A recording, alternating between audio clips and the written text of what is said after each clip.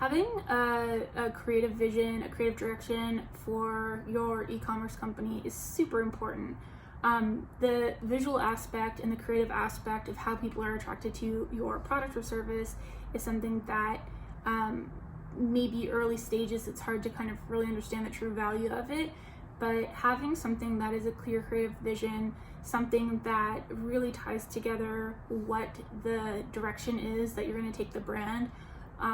This can be everything from how your website looks and performs, how your social media channels will look, what the brand voice is, how you're going to sound, what your personality is, what your packaging is going to look like. These things are super important, especially when people are selling online.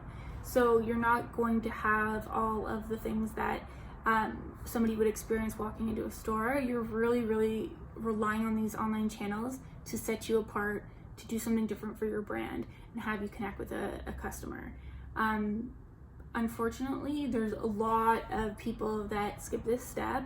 They go for what's easiest and they create something that's templated or been done before, or they don't really go the extra step of coming up with something that's creative or different. And for the average customer, it starts to just look like everything else. It starts to just look like noise to them. There's nothing that's going to grab their attention or stick out to them. So really go the extra step. If you don't feel like you're a creative person yourself, I would challenge you to kind of go back and think about certain brands or products that you love. Like the ones that you would, if the store didn't have it, you would go to a different store. Or ones that the website URL and you type it into the browser because you're going to that store for that thing. Those brands have created something special, and those companies have created something special.